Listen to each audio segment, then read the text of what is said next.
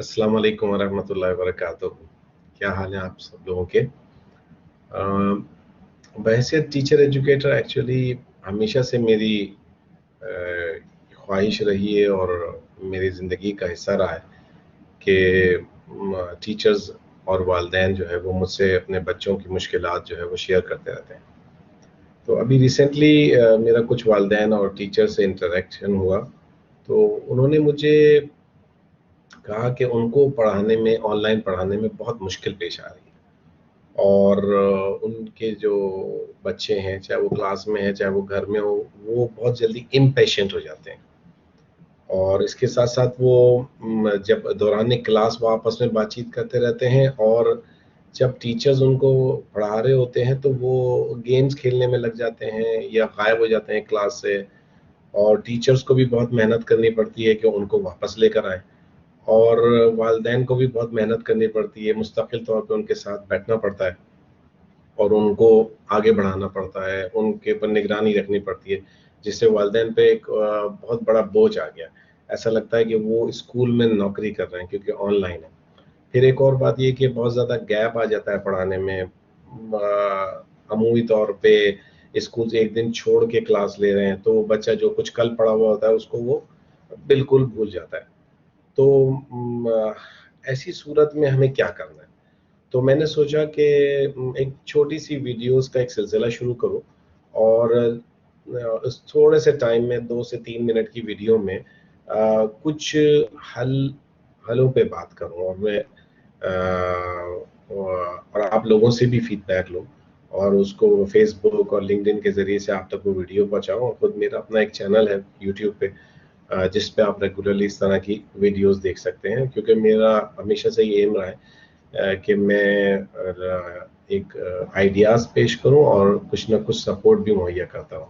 जो कुछ मेरी समझ है उसके मुताबिक मैं वो बात अपनी लोगों तक पहुँचाऊँ। तो देखिए, ये जो टेक्निकल मुश्किलात आ रही हैं या और जो बच्चों के बिहेवियर में तब्दीली आ रही है, इसको हम एक तरह से डिजिटल बर्नआउट भी कह सकते हैं टेक्निकली, ठीक है? तो मसले के हल करने के लिए पहले हमें ये देखना पड़ेगा कि बच्चों की उम्र क्या है। और ये जो मैं वीडियो कर रहा हूँ, एक्चुअली इस वीडियो में मैं ज़्यादातर बात करूँगा उन बच्चों की जिनकी जो क्लास 5 से 8 तक में पढ़ रहे हैं और जिनकी उम्र तकरीबन 10 से लेकर 13-14 साल तक है। तो ये अक्सर मसाइल इस लेवल के बच्चों में मुझे सुनने को आ रहे हैं, तो मैंने सोचा कि आपको इस हवाले से कुछ हल बता दूँ। सबसे पहली चीज़ ये कि जो सबसे पहला काम टीचर्स और वालिदैन को करना है, वो ये है कि अब हमने बच्चों को बुरा-भला कहना और उन्हें समझाना, मैं फिर वर्ड यूज़ कर रहा हूँ दोबारा, समझाना ख़त्म करना। बुरा-भला कहने का टाइम अब नहीं है। अब वो ज़माना नहीं रहा, जहाँ आप बच्चों को डरा के, धमका के, बुरा-भला कह के और कोई चीज़ ज़बरदस्ती करा लें। इसकी बड़ी बुनियादी वजह है, क्योंकि अब बहुत सारी चीज़ें आपके कंट्रोल में नहीं हैं और सबसे बढ़कर आपका जो कंट्रोल है ना, वो टेक्नोलॉजी ने ले लिया है। अब आपका रोल टीचर नहीं है, आप फैसिलिटेटर हैं। अब आपका रोल वालिदैन नहीं है, आपको उनका दोस्त बनना पड़ेगा।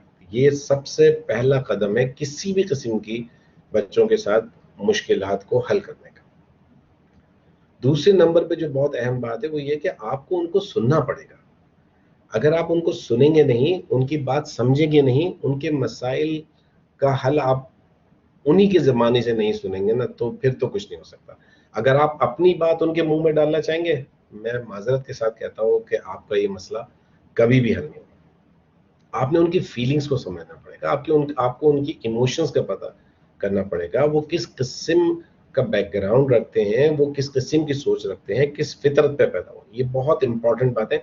ये जनरल बातें नहीं है जो मैं आपसे कर रहा हूँ, बल्कि ये वाक़ई अगर आप अपने टीचिंग में और अपने रोज़मर्रा मामलात में इन चीज़ों का ख़्याल रखें, तो आई एम श्योर कि बहुत आसानी पैदा होगी और मुझे यकीन है कि आप सब लोग ये काम करते होंगे। हमें ये समझना पड़ेगा कि जो हमारी वैल्यूज़ हैं, वो वैल्यूज़ अब उनकी नहीं है।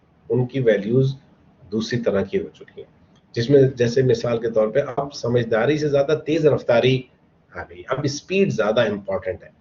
अब बहुत एक्स्ट्रा ऑर्डिनरी जो है ना, क्वालिटी इम्पोर्टेंट है, तो ये स्पीड में काम करो क्योंकि काम का बोझ बहुत ज़्यादा है। नॉलेज का एक तूफ़ान है जो अब उन पे आ रहा है। ये बातें सब आप समझते हैं, लेकिन ये एक तज़कीर के तौर पे मैं आपसे बार-बार कर रहा हूँ। एक बहुत ही अहम बात है जिस पे शायद आपकी तवज्जो न गई हो। मैं आपको बताना चाहता हूँ कि अब बच्चे की तालीम में कागज़ की किताब का रोल बहुत ही कम रह गया। प्लीज़ ये बात समझनी पड़ेगी। आपको बहुत मुझसे इख्तिलाफ़ होगा, मुझे यकीन है कि जब ये वीडियो मैं अपलोड करूँगा तो कमेंट्स में लोग मुझसे इस पे राज़ी नहीं होंगे। अब कागज़ की किताब का दौर चला गया, अब डिजिटल बुक का दौर आ गया। अब बच्चा स्क्रीन पे पढ़ता है, अब किताब खोल के नहीं पढ़ता। खुद आप ये बात महसूस करते हैं कि अगर आप एक एप्लीकेशन के ज़रिए से किसी कॉन्सेप्ट को लर्न करना चाहते हैं, तो वो ज़्यादा आसान होता है, इंटरैक्टिव होता है और आप बहुत तेज़ी से उसको समझ लेते हैं। तो आप अपने बच्चों को कागज़ की किताब के बजाय आप डिजिटल बुक की तरफ लाइए और खुद भी समझिए कि उस डिजिटल बुक को कैसे इस्तेमाल कर सकते हैं। ये बात आपको समझनी पड़ेगी कि बच्चा अब अलजेब्रा में दिलचस्पी नहीं लेता, बल्कि अब वो कोडिंग में दिलचस्पी लेता है। अब आपको तो पता ही नहीं कोडिंग क्या होती है, तो आप उसको धक्का दे रहे होते हैं कि नहीं जी कोडिंग नहीं करनी है आपने, कोडिंग नहीं सीखनी है। आपने तो अलजेब्रा करना है क्योंकि आपको तो मार्क्स लाने हैं, क्योंकि हमारा तालीम का निज़ाम ही ऐसा है कि जिसमें बस बच्चे को मार्क्स की तरफ डालना है और भगाना है, दौड़ाना है। एक रेस है, एक कॉम्पिटिशन है, बस किसी तरह मार्क्स लेकर आने हैं और चाहे कुछ तुम्हें आता हो या नहीं आता हो। तो इसकी वजह से हम ये नहीं समझ पा रहे हैं कि अब बच्चे की दिलचस्पियाँ कहाँ बदल गई।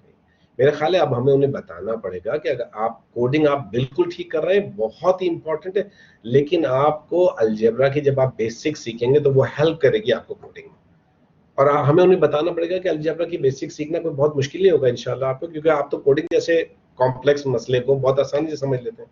मैं खुद देखता हूँ कि मेरा बच्चा इस वक्त ग्रेड 5 में है और वो बहुत ही अच्छी तरह कोडिंग करने लग गया है मेरे उस लड़के का जो कि अब इंजीनियर बनने वाला है आखिरी सेमेस्टर में। उसके बराबर की कोडिंग तकरीबन वो सिर्फ इसी टेक्नोलॉजी से घर बैठे सीख कर लेता है। और यकीनन इसके लिए हमें खुद भी अपने आप को टेक्नोलॉजी में ग्रो करना पड़ेगा।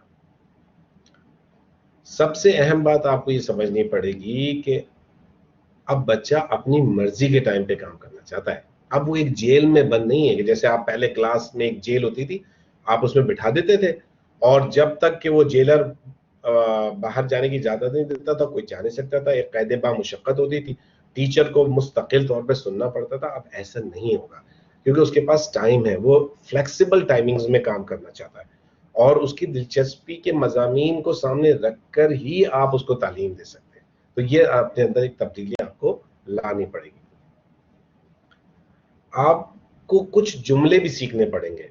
ये जुमले दरअसल एनकरेजमेंट के जुमले हैं, मोटिवेशन के जुमले हैं, पुश करने के जुमले हैं। ये एक थपथपाने के जुमले हैं, ये आगे बढ़ाने के जुमले हैं। आपको कहना पड़ेगा कि बेटा आपने बहुत अच्छा काम किया। आपने तो ऐसा काम किया है कि शायद मैं भी नहीं वो काम कर सकता या कर सकती। आपने उनको बताना पड़ेगा कि ये जो काम आपने किया है, ये आपकी क्लास में बहुत सारे बच्चे इस तरफ तवज्जो नहीं दे रहे, आपने तवज्जो दी है, तो आपको आगे बढ़ना है। आप उनको ये कह सकते हैं कि मेरे ख्याल में आप तो ये इतना अच्छा ये कॉन्सेप्ट सीख गए कि आप हमें ये पढ़ा सकते हैं ये कॉन्सेप्ट। आपने उनकी तारीफ करनी है, आपने उनको इनकरेज करना है, आपने उनको आगे बढ़ाना है। आपने उनको कहना है कि भई आप बिल्कुल फ्लेक्सिबल होके काम कीजिए लेकिन टारगेट भी बनाइए। तो आप जब उन्हें इस तरह समझाएँगे ना एनकरेजमेंट के साथ, तो मैंने बिल्कुल ये नहीं कहा कि आप उनको टोटल समझाना छोड़ दें। एनकरेज करते हुए जब आप उनसे अपनी बात करेंगे तो दरअसल दोस्ती हो जाएगी। और जब आप उनके लेवल पर आके उनकी ज़रूरियात और वैल्यूज़ को समझेंगे तो फिर तो कोई इश्यू ही नहीं रहेगा, फिर तो मसला ही हल हो जाएगा। तो एक ये बहुत इम्पोर्टेंट बात है और बस आखिरी बात मैं ये कहना चाहता हूँ कि अपने बच्चों को सेल्फ अवेयरनेस और सेल्फ कॉन्शियस को बेहतर बनाने के लिए, उनको कामयाबी देने के लिए आपको उनको जज करना अब ख़त्म करना पड़ेगा। प्लीज़ उनको जज ना करें, उनको टबू ना बनाएँ। उनको ये नहीं कहें कि तुम तो लेज़ी हो, उनको ये नहीं कहें कि तुम तो भई बहुत ही ज़्यादा गुस्से हो जाते हो जल्दी, तुम तो बहुत इम्पेशेंट हो जाते हो। अच्छा ऑनलाइन आ गई तो अब क्या तुम लोग तालीम हासिल करना छोड़ दोगे? अब ऑनलाइन आ गई तो तुम्हारा किताब से रिश्ता खत्म हो जाएगा, तुम्हें पता नहीं रीडिंग कितनी इंपॉर्टेंट होती है। ये सब बातें आप करना छोड़ दीजिए और उसके बजाय उनको इनकरेज कीजिए, उनको आगे बढ़ाइए, उनके दोस्त बन जाइए, उनको सुनिए। You should be a good listener. तो मैं माजरत चाहता हूँ, मैंने बहुत कोशिश की कि इसको थोड़े से वक्त में कुछ बातें कर सकूं। इंशाल्लाह अगली सीरीज में मैं इसी सिलसिले को आगे बढ़ाऊंगा और कुछ मजीद जो है ना बातें मैं आपके सामने लाऊंगा।